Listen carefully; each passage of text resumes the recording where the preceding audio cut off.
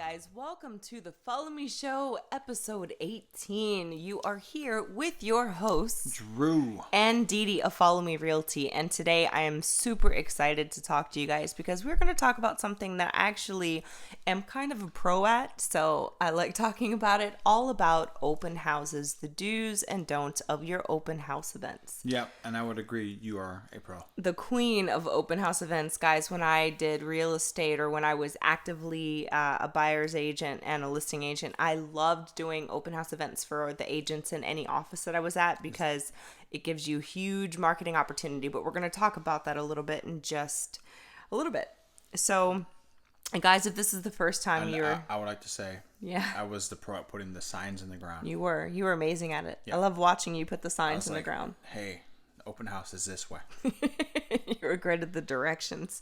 Okay, so for those of you just joining us, we are Follow Me Realty. We are a real estate brokerage in the state of Florida, and we give you all of the tips and tricks, do's and don'ts of the modern real estate agent, from new and developing agents, and even seasoned pros can learn a thing or two on this episode. We talk about a lot of different things that agents do right, and then some things that you could be doing better to help increase your sales and fill your pipeline. Exactly. So if you're just joining us, you can find us everywhere. If you Google us, we are on Twitter, Instagram, SoundCloud, YouTube, followmerealty.me, followmerealtyhomes.com if you are looking for a home or if you're looking to sell, so you can check us out there as well. iTunes. Soon to be Google Play, because we realized that we weren't on Google Play. So yeah, why aren't we on Google Play? It's weird. Well, it is very strange, and now we're going to be on Google Play soon enough. So yeah, guys, check us out everywhere, and yeah, let's go ahead and jump right into it. I think Drew's going to ask me a lot of questions because, again, this is one of my favorite topics, so you're going to hear a lot of my voice tonight. I hope you like it. All right. I would like to say this too. If you're a new agent, open houses are great because you can get a lot of buyer leads, possibly listing leads, and actually you've gotten listing leads out of it before, but you can get a lot of buyer leads, a lot of listing leads, and you can really promote your brand via social media, a lot of other outlets. Yeah, and we're going to talk a lot about that. Open house events are a huge marketing opportunity. So I want to actually back up a little bit and tell everyone out there, for those of you who don't know what an open house is, because believe it or not, I have actually spoken to quite a few real estate agents in the last few months even that didn't know what an open house was, which I thought was super strange. But, not everybody has been to one. So basically an open house is this. When you have a listing, whether it's your own listing or a listing in your office, typically you're not going to go outside of your own brokerage for an open house unless it's new construction. But when you have a listing, you basically want to have exactly what it sounds like, an open house. You want to present it to the public for them to be able to come and go and take a look at the house without actually needing an appointment or a showing. And so that's the whole goal with an open house, is to just get as much foot traffic in, especially in the very beginning of a listing. It's going to get you the most traction. So yeah, that's essentially what it is. You're just opening up a listing for anybody to come take a look. And there are a few different kinds of open house events you can do.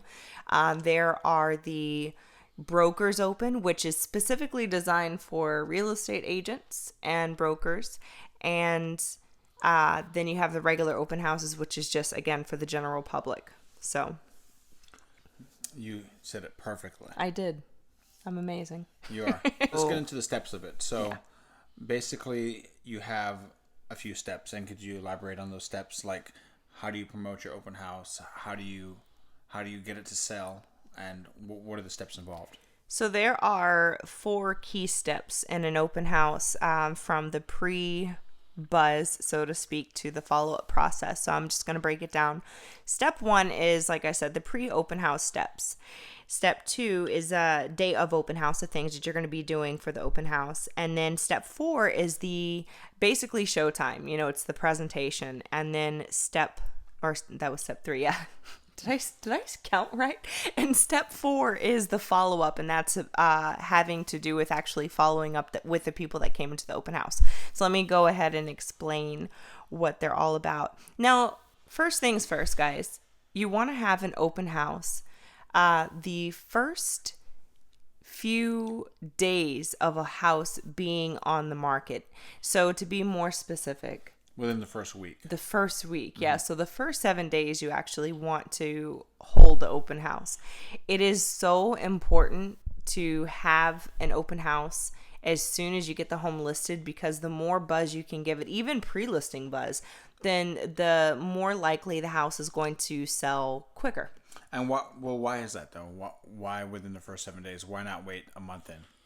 Well, by the time a month has passed, if nobody has actually gotten the house by that point, then somebody's either going to think something's wrong with it, it's probably overpriced or what have you. So the So first, it's the psychology of it? yeah, essentially. So basically, it's like that first impression. You want to put your best foot forward. So then the next thing is after. Obviously you're going to schedule the open house, let the seller know that you're going to do an open house within, again, the first 7 days, or at least the first one. Not to say that you're not going to have subsequent open houses.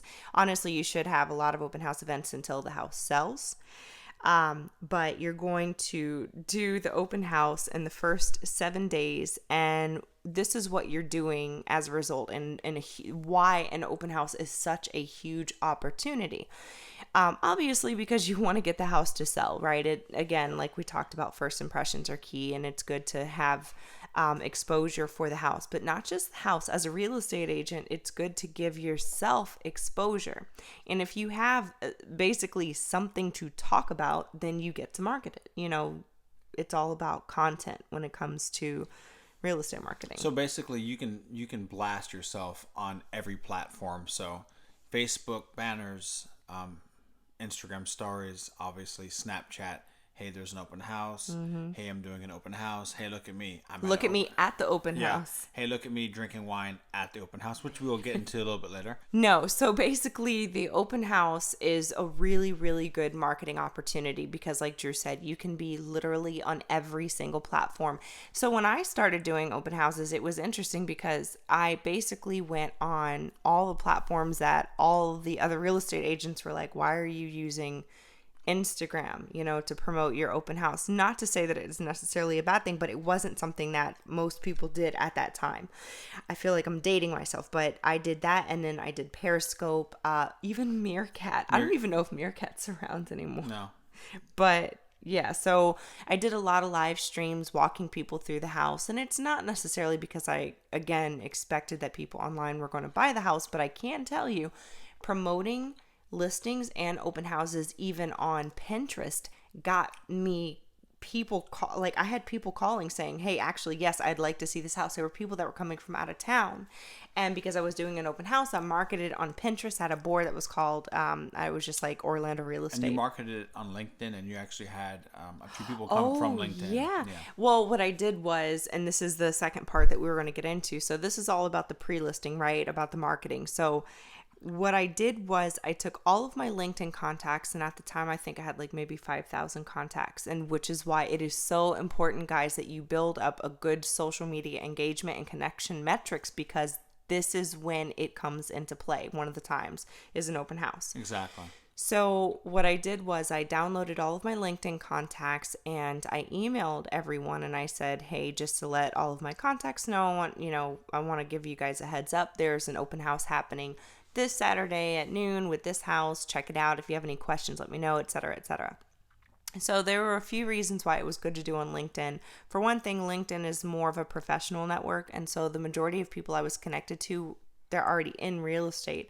And so if they hadn't personally seen the new listing that came up, then I'm making it known that, hey, there's this new 3-2, single family and whatever subdivision.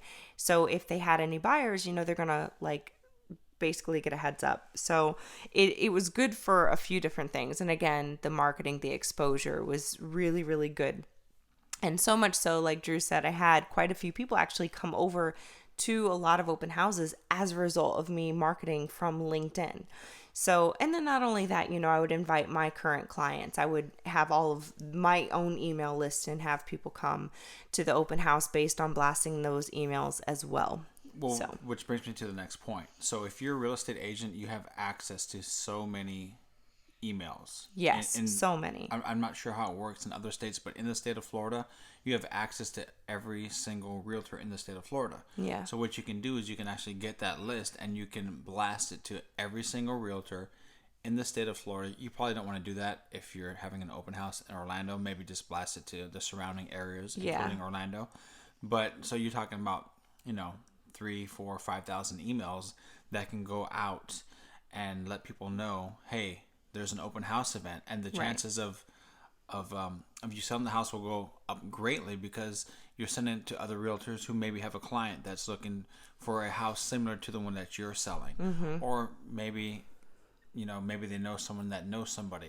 How it happens is always through, like a back door that you're not really aware of. And now you guys might be thinking a few things, which is what I would naturally be thinking is number one, let's say you're doing an open house for somebody else. So if you're doing it for somebody else, it's not your listing. So you don't have nearly as much interest in it getting sold per se. So if you're saying, well, you're blasting to other agents who have buyers, you're like, okay, so then where do I fit into this? Like, how is that benefiting me? Again, the biggest thing is the marketing for yourself. The exposure to your brand is huge. Yeah. If for nothing else, it's worth it for just that. Yeah, I mean, and then what's going to happen too is it's when you're marketing yourself, naturally people start to associate you with doing big things. Like, Right. oh, wow, Dee's or whatever your name is, I always see her selling a house. She's listing a house. She's doing X, she's doing Y, she's doing Z. So you're really building up your perception. And doing open houses is one of the easiest and fastest ways to do that. I can tell you, because of the fact that I was always doing open houses, all of the agents that were in my office at the time, when I first started doing it, I went at it like massively. I did like 2 open houses a weekend.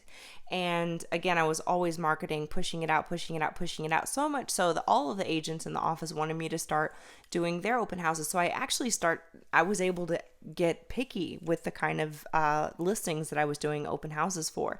I didn't have to just pick any of them anymore. I had an opportunity to choose which ones were in my price point, which ones were the open houses that I personally would be able to showcase the best, like which had the best curb appeal and all those things. So there were a lot of different benefits to doing an open house, from, again, the marketing and the exposure, to all of the agents wanted me to continue doing them because I did them so well. Okay, so anyway, we're going to go ahead and move on to more of the pre-listing. So the other thing that you want to do, or one of the last things, is before you actually list it, putting it on the MLS and also putting it on Zillow. Now, if it's not your listing, then you want to make sure that the listing agent is definitely putting it on the MLS. There's a way you can actually blast the public, which public basically means anybody who has access to the MLS. So if they're on a home search with their clients or with their agent or anything like that, then they're going to get the open house list, or, like basically if they're searching for the open house, they can, kind of the way that you would search for listings, you can search for open houses at given dates, times, areas, etc. And then those automatically feed into Zillow. But if they don't, then make sure that you're putting the open house onto Zillow as well. So that way it's just giving you that much more exposure. We're not even talking about all of the other social platforms either. Again, Pinterest, Twitter, Facebook Business, LinkedIn. There are so many places you can put this open house to say, hey, come check it out. And if you have talking points, it's always better than just, hey, my name is so-and-so, I'm a realtor, come by with me. Not to say that that's not good. Like, you want to promote yourself, but if you have a concrete thing that you're promoting, it's just easier to do. Oh yeah, for sure. I agree. So yeah, that's all the pre-listing buzz. Those are all the things that you want to do before you even get to the open house event. Now, the day of, of course, you're going to be doing the basics, I want to say one thing too. So part we didn't talk about this, but part of the pre-listing, or the pre-open house rather, is you're going to want to build a website, have a single page of that listing. So pretty much have www.theaddress.com and start blasting that link on social media as well, because you want to create a whole perception of the house. And that's what we did. So that is also another good tip to do when you're doing the social media, is actually create a dedicated website just for that house. Yeah. And guys, it really doesn't cost that much to do. And you may think that it may not necessarily be worth it because, well, it's just the one open house I'm doing. But actually, it speaks volumes when you're going that extra mile. And then again, if it's not your listing and you're doing somebody else's open house, then they can keep blasting it. And then if you end up doing an open house later, you can still use that information. Like, it's just constantly having a redirect that goes back to you. So again, if you're not the listing agent for the house and you're the one doing the open house, if you have your own single page, property website or single property website, then all of the leads that are coming in for it are going to come to you. So there are so many things and so many opportunities to an open house before you even get to the day. So that's the whole thing about the pre-listing. Now, the day of, you're going to do all the basic things. Like, you are going to make flyers that you have presented at the house. You're going to give a lot of information about what are the specs of the house, what are some unique features, et cetera, et cetera. And so, a very simple listing flyer. You don't have to spend too much time on the actual flyers for the open house because, quite honestly, most people don't pay a lot of attention to that. I think, if anything, you should spend more time on your own presentation. Everything that's going to be inviting and welcoming for potential passersby that come into the house. Yeah, and I will say this, what we did with our open house signs. So we had, obviously, the open house signs. So you have, it says open house and has a little arrow or whatever pointing to the direction of the house. Oh, directional signs, yeah. Yeah, directional signs. So that's kind of, if you didn't know about directional signs, get them. So anyway, my reason bringing up the signs is go ahead and put your handle on there. So wherever you're the most popular. Oh, yeah. Yeah, so we used to put at the Opera Realtor, so people would literally Google us, and if you have a big presence and if you've already built yourself up and people happen to search that, they'll be even, well, for one, it's going to add credibility because they're going to see what kind of following you have. Mm-hmm. And for two, if they can't find the house, all they need to do is put in your handle and you'll have all the information there with your tweets, with your posts, etc., etc. Yes, because right before you're doing an open house event, because of the fact that you're promoting so much on social, so you're doing it okay, let's say your open house is on Saturday. Okay, so the first time you want to post is on Monday, and then the next time you want to post is on Wednesday, or not so much post. You can post every day, actually, but maybe send emails out. It's pretty methodical with the emails, right? But you're leading up to it, you're increasing in the post that you're doing, saying, hey, check it out. And you can automate a lot of these things, right? Well, like Drew said, if somebody is looking at directional signs, another thing that I noticed that agents kind of make the mistake of doing is that they put a lot of information that's tiny on directional signs, and maybe it has the address, or maybe it doesn't have the address. It should have the address on the directional signs, even if it's saying go here.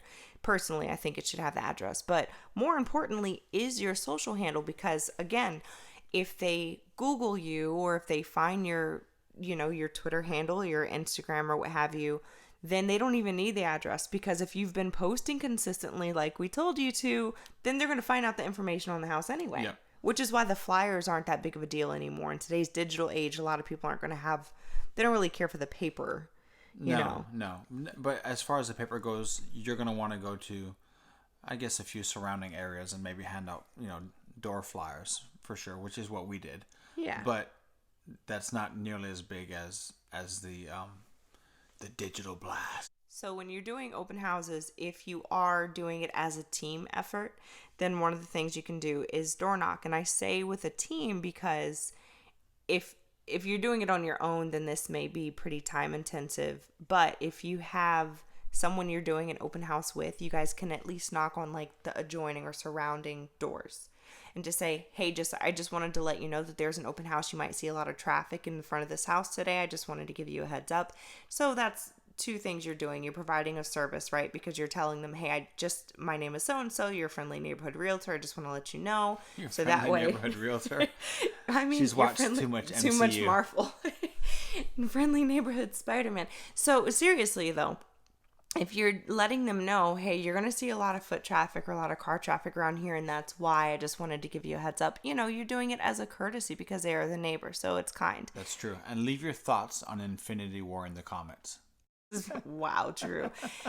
No, someone else has been watching too much MCU. My goodness. All right. And then the second thing is that you are giving them notice again that you are doing an open house, that if they are interested in coming and take a look, you're inviting the neighbors, come be nosy, come take a look, because naturally you're going to be interested about what the house is selling for, what does it look like. I Well, know they have, you've always wanted to see what's in Sarah's garage. yeah, and they have upgrades that we don't have. Or do they have the same upgrades we do? Oh, I bet you my house will sell for more or for less, etc., etc. So there are a lot of good reasons to door knock. Yeah, well, and then that's And this is probably the only time I would say door knock is actually for an open house. Well, one of two. and also too, that is a good way to potentially get a listing. Yep.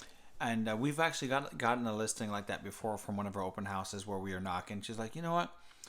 I see you doing open house. I'm actually thinking about moving out of the neighborhood myself. Mm-hmm. Would you be willing to come look at my house, etc., etc.?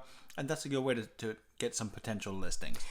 Actually, I remember one time there was so much, and I think we talked about this in one of the episodes, there was so much foot traffic in a house that we went to. This guy just comes strolling in, really nonchalant, was like, how much is this house going for? And the house was going like way under appraised value, but the seller just wanted to sell really quick. And he's like, so I've got a house about 3 doors down. Yeah, we want to put it on the market. Can you come take a look? And I'm like, Of course I can. And then he's like, we also have 3 other condos, So yeah, it's really good to be able to talk to the neighbors, get friendly. They can see the way you present it. And that's another thing. Like you are advertising you at an open house. You're like, look how amazing this all looks. Actually, what's up? I was going to say, let's talk about that. The pageantry of an open house is huge. Guys, you're not doing it. Oh yeah, that's the next one, the presentation. Yeah, you're not doing this to follow somebody around at an open house. Like, oh, are they going to buy with me? The next people come in, are they going to be potential buyers? Don't think like that. Yeah, don't think like, and no offense to car salesmen, but don't think like a car salesman. Like that's not really how you do it. Actually, don't think like the majority of real estate agents that do open houses, quite honestly. And I just talked about this weekend. I have an agent that I coach, and she went to a few open houses, and 2 of them, she walked away saying one was really good and then one was really bad. And we'll talk about why the other one was really bad and why the other one was really good. Yeah, so if you're listening, do yourself a favor and go check out some open houses and see if they do some of the things that we talk about. And if they don't, and you're a new agent, realize that is a way to dominate, and that's a way to really set yourself apart from other agents. So the day of the presentation. All right, so let's talk about set and setting for a minute here, guys. The ambiance of an open house. When you step into a house, first of all, it should actually start at the curb. Yeah, think Sebastian, Little Mermaid, when, Kiss the Girl song, like set in the mood, ambiance. Oh, he did set the mood, didn't he? So, like the lights were low. Yeah. Well, you're not going to do that at an open house. You're not trying to woo your client in that way. The wife might not be too happy if you do that with her husband. So basically, with an open house, from the moment before you even step into the house, you want to have a good ambiance. And however you can, invoke all of the 5 senses, do it. The smell, the taste, the sight, the touch. I'm missing a sense. I don't know. Wait. The smell. Oh, hearing. Yes. Oh, yeah, hearing. Wow. Yeah, that's what it is. And then maybe some other organ we don't know about. So basically, the 6th sense. Okay, so the 5 senses, basically, you want to invoke as much pleasing impressions as possible. And I talk about this a lot. But, okay, from the moment you walk into a house, and this really goes for any, like, home showing. When you walk into a house, you are going to first hear music. That's the first thing you should hear. The second thing is you want to see that it's properly staged, nice and airy and bright. The third thing is you want to smell something amazing, not smell like, do they have a dog? Like that's the last thing you want them to say. Or do they have a cat? You want to smell, what I would do is freshly baked cookies, almost always. Because if you can bake cookies, it's homey. It smells amazing. Who doesn't like freshly baked cookies? You want to create the dream, so right? Pretty much, if you want it to be bright. Yeah, if people are walking around and Open the windows. yeah, and they're looking at houses, and when they come into this house, they want to be like, wow, this is the one. It hit all the senses. I smell cookies. Everything was really clean and neat and organized, and I think everybody would say this, is that you don't want to have pictures of, like, so, make sure that the sellers don't have the pictures of themselves, their family, take all the personal effects down. And that's just kind of like home showing and selling 101. It's really no funny. offense to Christians out there, but like it does seem to offend a lot of people or freak people out if they see too much religious stuff, whether it's Christianity, Buddhism, whatever it is. You want to be pretty bland and pretty neutral. Like, don't have Trump posters or Hillary posters. And I know we've talked about this before, but make sure they take down, politics and religion's pretty important to kind of get out of the way. So yeah, guys, bottom line is you don't want to have too many things up that's extremely personal to you, whether it's family photos or it's religion. Either way, you just want to take it down, be as neutral as possible. Fill the dead space. Don't let it just be like super quiet. Make sure that the windows are open and that it's bright and that it's airy, and that you're not following people around looking really expectant, like, oh, let me show you this, let me show you this. Let people walk around after they sign in, of course. Let them walk around on their own without being too clingy, you know? And then I want to talk to you really quick about the sign in. Like, if they don't sign in, don't make it a big deal. Like, well, it is a really good practice just for safety reasons when it comes to real estate to actually don't ask them to sign in, just hand them the clipboard, like even at the door, like, hey, here you go. And then once you do that, feel free to take a look around, let me know if you have any questions, and then you back off. Yeah, so let me give you an example, kind of like verbatim of what we did. So as Dee or Andrew touched on before, you want to have all the five senses going, right? You want to have the candles, you want to have the cookie smell, you want to have the music in the background. I suggest... We're all family here. They can call me Dee Dee. we all family. We're all family. So I suggest having jazz music playing in the background. Yeah. Really, really well. And so this is what we did. We also got wine and cheese, and we had cookies out. I didn't even get to the food part. Yeah. Wine, cheese, cookies, and we also had beer. So what we would do is anyone that came in, we'd be like, oh, here you go. Here's sign in. We just like Andrea said, she'd hand them the pen, or I would hand them the pen, and they just give their name, their email, and that was pretty much it. Right? Name and email. Name, phone number, and email. Yeah, name, phone number, and email, and then we'd say, hey, we have beer over there.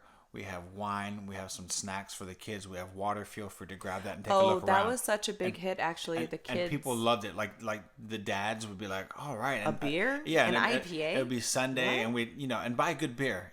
Don't buy Coors. Yeah, don't be cheap on anything don't buy you Coors Light out of a can. Don't get cheesy cookies. Yeah. Get the good stuff. Get Oreos. Yeah. Seriously. Trust me, the quality matters. So the next thing you know, they're spending more time there. They have. Yeah, we had people that wouldn't leave many times. Yeah, we actually had repeat. They would come. They're like, "Hey, we saw you're doing another open house." So they come and they come hang out with us, and they'd have a few beers and just hang out. But anyway, and they turn into clients eventually. Yeah. So you really want the ambiance to be on point. You want to make it fun, and make it fun for yourself. Don't look at it like, oh, I got to do an open house. Like, wow, we're about to have a good time. Or don't look at it like being too eager. Just you be may relaxed. be eager, but don't show that off. Don't seem eager.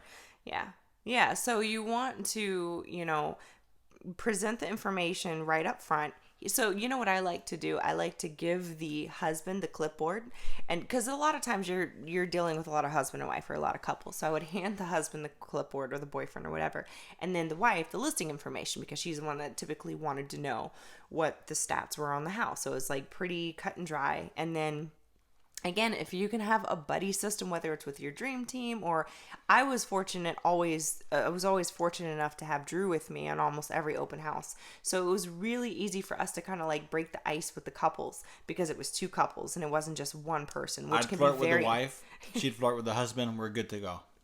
Good Yeah, to go. so not exactly, but it would really break the ice when it was two of us, husband and wife team.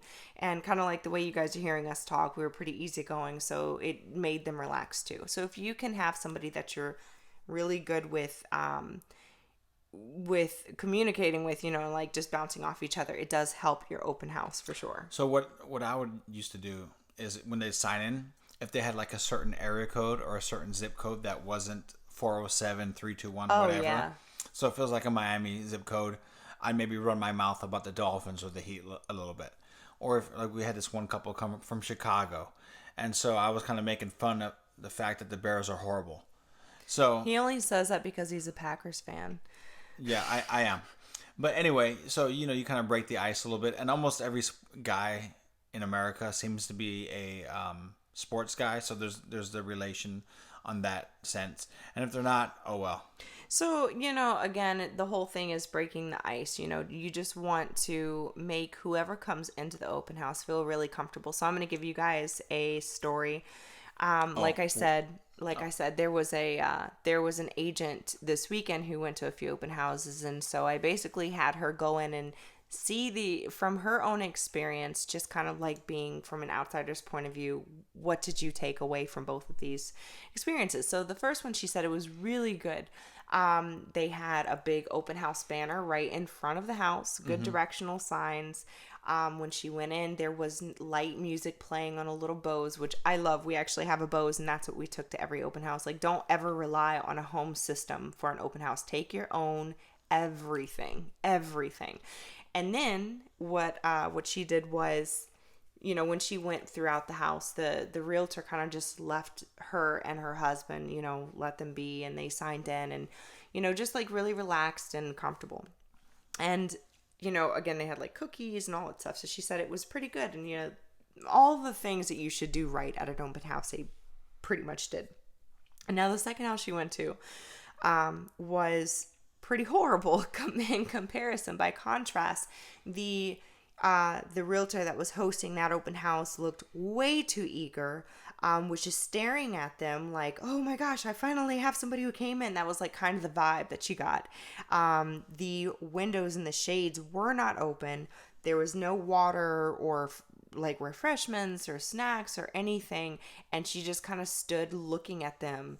Kind of like the way when you feel really uncomfortable, like, I guess if you're going to go order something and they're just staring at you, like, are you going to order? It was like that feeling. And so she said they didn't even stick around to look around the house, because as soon as they started going to the kitchen, the realtor started to follow them. So she had to say, well, I'm actually a realtor. I'm just taking a look. And the realtor, the lady that was hosting the open house, looked so deflated. So these are huge red flags, guys, or huge don'ts. Don't be that agent that looks too eager and that doesn't present the open house in an effective manner. It does matter. Set and setting they do matter. Yep. Yeah.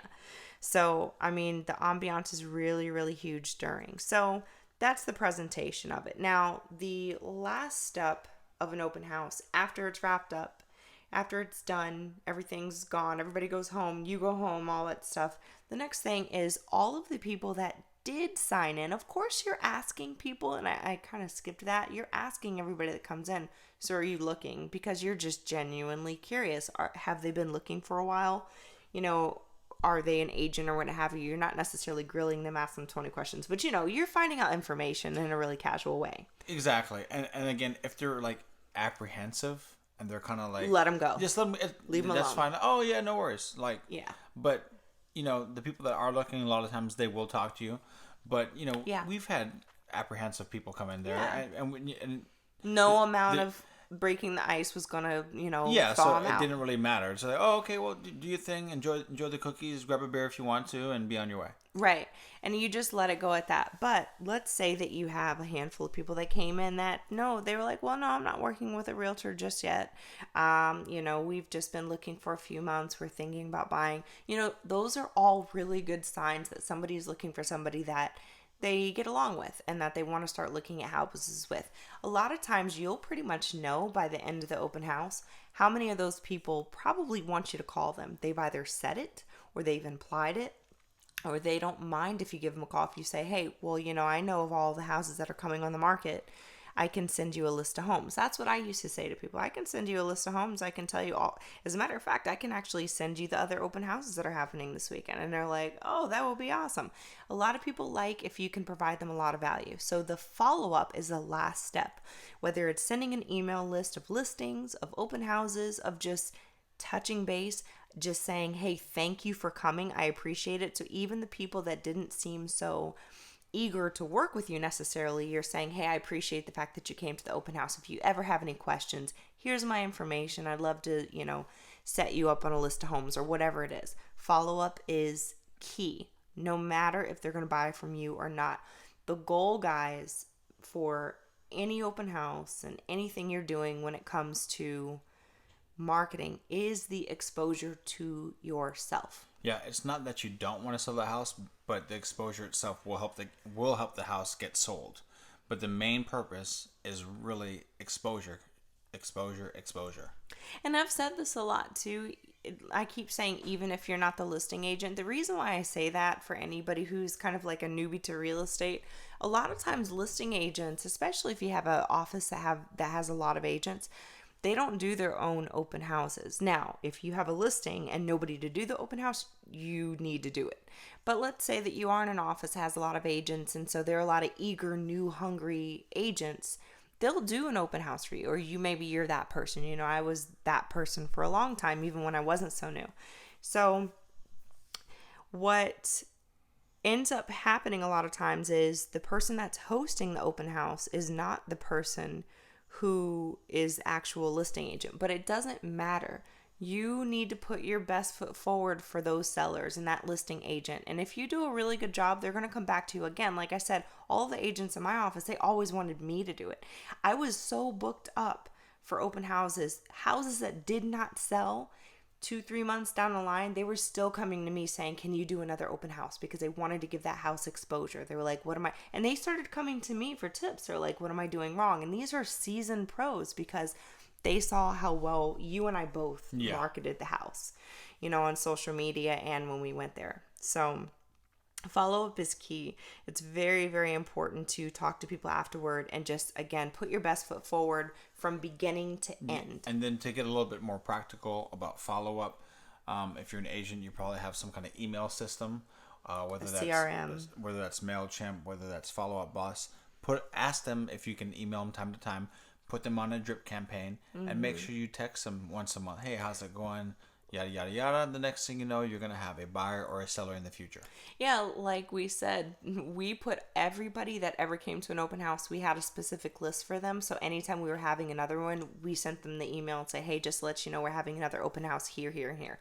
And so we had so many repeat people that would come, especially because they knew that we had open house groupies, especially because they knew what kind of open houses we did. We had beer, we had, wine, we had cheese, we had, the good stuff. So if you weren't doing something on a Saturday, like who they're going to come to? They're going to come to our open house. So it was pretty cool. And if it's on a Sunday and it's football season in America, people love that. So a lot of times we would ask the home buyer or home seller, the home seller, if we could use their TV.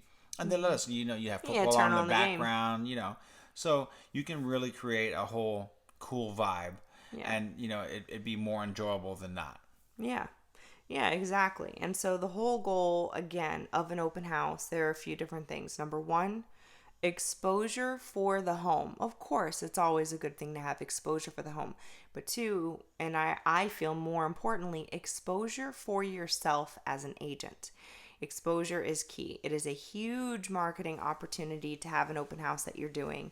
It is a huge opportunity, we're not even talking about the great white buffalo of the buyer who walks in and says, I'd like to make an offer and you're my agent. Because I have to tell you, I thought that would actually never happen. That happened to me. I had a buyer come in. I didn't know her. She walked in and she said, okay, I like this house. I want to make an offer. Can you make the offer for me? And I nearly peed my pants. Because that never happens. She did pee her pants. Wow. I'm joking. Really? I'm joking. That was an amazing thing that happened because, wow, Drew, So inappropriate. That never happens, but it is like the unicorn, the great white buffalo. It will But happen if you do enough open houses. That's true. If you do enough, it Yeah. is going to happen. Honestly, you're right. As with anything, it's just massive action. If you just keep going, I can't get over your comment now. Wow. Bruce Lee once said, he doesn't fear the man that kicks 1,000 times. He fears the man that kicks one. You know what? Scratch that Fool quote. can't get fooled again. Fool can't get fooled. Scratch that quote. Look that up. Google the kick on Bruce Lee. Then you probably find what I'm trying to say. And you'll be like, oh, wow. Drew was so right. He was so right for the half quote that he just said. Yeah. I'm usually really good with quotes. This was not the case.